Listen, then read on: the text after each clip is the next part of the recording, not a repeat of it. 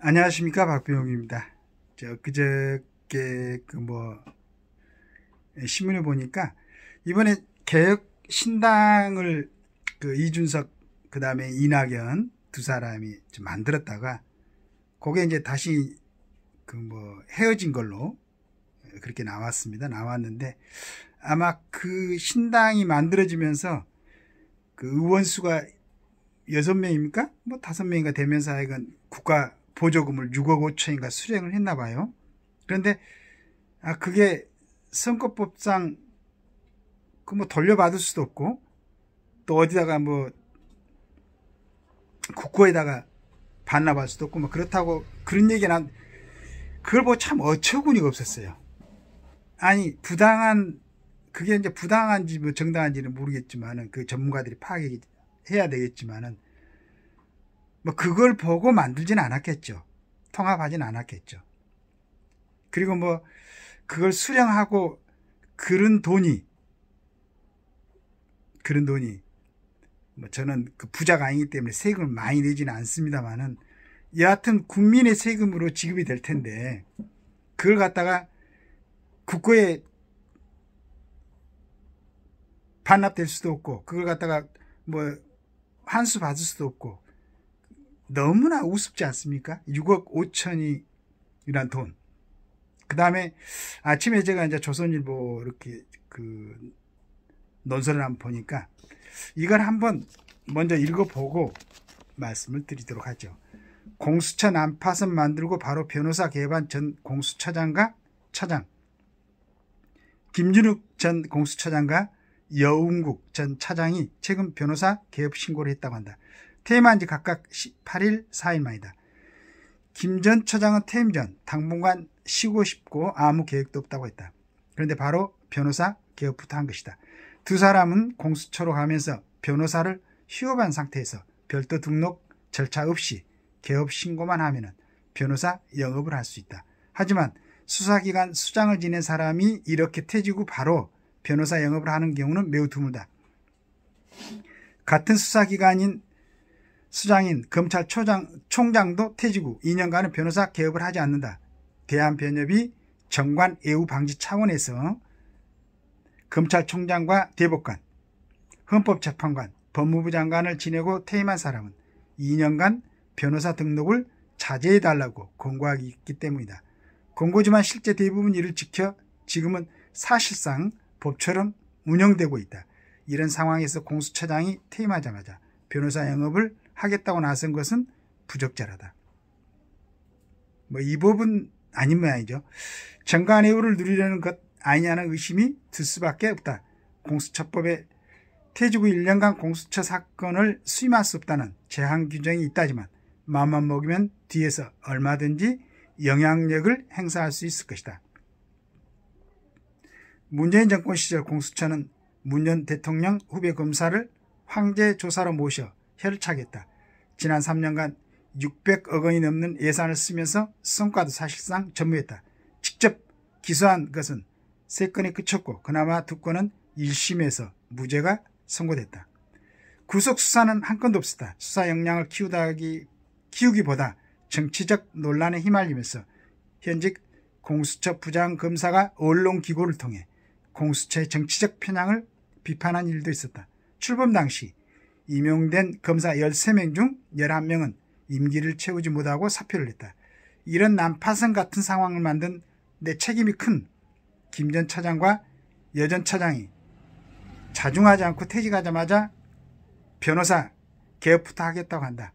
돈벌이가 그만 급한 공수처 책임자 두 사람을 보며 이 기관은 빨리 없어지는 것이 옳다고 생각하는 국민이 많을 것이다.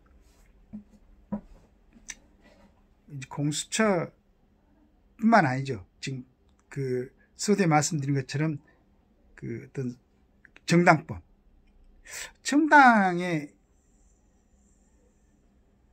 국구 이익을 이해하고 국민의 안전을 보장하는 그런 역할을 할 수 있을 거라고 기대하는 그 정당의 많은 국고가 투입이 되고 있는데, 거기서 과연 그 국회의원들이 국가를 위해서 물론 이제 대부분의 국회의원들은 국관리에서 일하겠죠.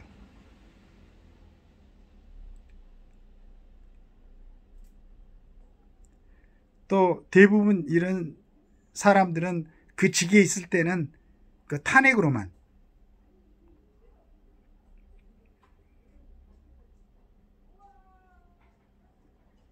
그 자리에서 물러나게 할 수 있는 그런 걸로 알고 있는데,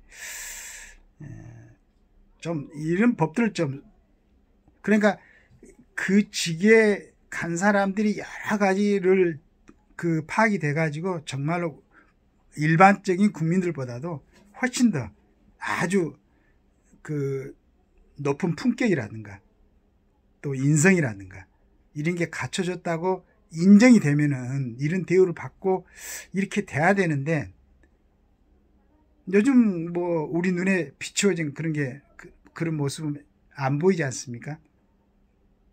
오로지 그냥 이제 항상 얘기하지만은 모든 그거에 대한 이익이 결부되어 있다.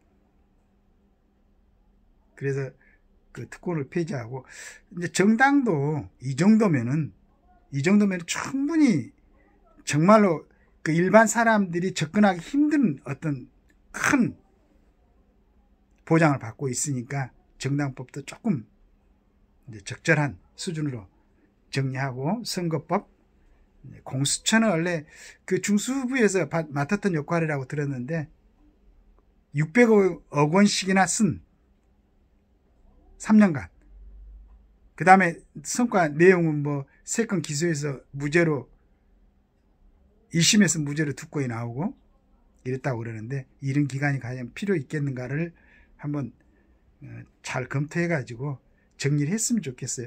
600억 원이면은 일반 서민들 한 600가구가, 전번에 그 부동산 뭐 임대 사기 사건에 연루된 사람들 대부분이 손해액이 한 평균 한 8천에서 한 1억 원이었지 않습니까? 그래서 그런 사람들 600명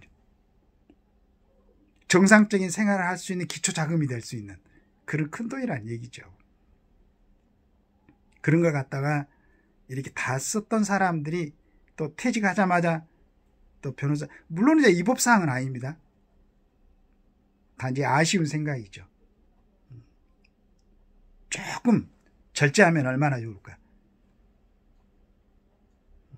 그렇게 해가지고 국민들한테 좀 신뢰받는 공직자들, 국민들한테 신뢰받은 정치인들이 됐으면 너무 좋겠습니다. 그런데 그래서 누차 공천 과정에서 국민들의 어떤 신임을 받고 국헌을 준수하고 또 국관리에서 또 봉사하고 국민들의 안녕을 위해서 애써줄 그런 사람들을 공청했으면 좋겠다고 생각했는데, 그런 부분은 아닌 것 같고, 이제 나머지는 국민들이 정말로 객관적이고 상식적인 시각으로 판단해가지고 정확하게 그 자신들의 그 중요한 권리를 행사해야 되지 않을까. 물론 이제 저하고 또 반대되는 생각을 할 수도 있고 조금 틀린 생각을 할 수도 있겠죠. 물론 그러나 전체적으로는 그래야 되지 않을까 하는 생각을 합니다. 그 사람들 뭐 의견이 있을 수가 있으니까, 대한민국 국민이니까. 그러나 우리 대한민국 국민 전체적으로 5천만 명이 안정하고 국가가 또 지금처럼 전 세계에서 우리 대한민국이 입지를 제대로 쓰려면은 현재 우리가 만들어 놓은 헌법, 또 만들어 놓은 법률, 이것에 맞게 행동하는 정치인들이 돼야 되지 않을까. 거기에다가 더 플러스 해가지고 좀 국민한테 존경받고 그들의 언행이 품격이 있고, 국민들이 국회의원 정도다 그러면 그 사람이 어떤 당이든 간에 뭐 그 전에 그 뭐 세세한 언행을 갖다가 보지 않더라도 존경할 만한 그러한 사람들이 22대 국회의원이 됐으면 좋겠습니다. 이러한 기준이 맞지 않으면은 혹시 이제 그런 분들이 있다고 그러면은 스스로 나는 이 정도로 못하겠다. 나는 가서 그냥 먹고 살 수 있는 다른 일 해야 되겠다. 그렇게 이제 물러나 줬으면 좋겠습니다. 그리고 이제 변호사직에 대해서 정말로 그 명예로운 일 아닙니까? 어떻게 보면 예전에 이제 참 어렵게 이제 사법시험을 통과하고, 그 다음에 요즘도 이제 뭐 다른 공부들을 하다가 로스쿨 가가지고 변호사가 되는 공부를 하고 일정한 테스트를 거쳐서 나오는 거죠. 그 변호사란 일이 이제 그런 역할을 하게 돼 있지만은 그래도 가장 기본적으로는 정당하고 법률에 위배되지 않고 부끄럽지 않는 변호를 하는, 뭐 정말로 이건 용서받을 수 없는 사람인데도 그걸 갖다가 여러 가지로 혹시 뭐 더 이상 말은 안 하겠습니다. 당연히 우리 변호사들도 어느 사람이든지 변호사로 활동하고 있다고 그러면 존중받을 수 있는 그런 변호를 해 주시기 바랍니다. 그래야 국가가 좀 맑아지고 또 밝게 되고 그러지 않을까 하는 생각을 합니다. 뭐 저처럼 능력이 없는 사람들은 이렇게 능력 있고 큰 영향력을 가질 수 있는 사람들한테 부탁을 하는 수밖에 없겠죠. 우리 전체적으로 잘 살아가고 또 우리 후대들에게 우리 이승만 대통령님이나 박정희 대통령님이 이런 대한민국을 잘 가꿔서 정말로 그분들은 목숨을 걸고 했죠. 우리한테 물려줬듯이 여러분들도 우리야 뭐 소소한 역할이지만은 그래도 국회의원이나 뭐 대통령이나 그런 역할은 큰 역할이니까 후대에 생각했을 때 욕먹지 않고 부끄럽지 않는 그런 업적을 남겨주시기를 간곡하게 부탁드리겠습니다. 감사합니다.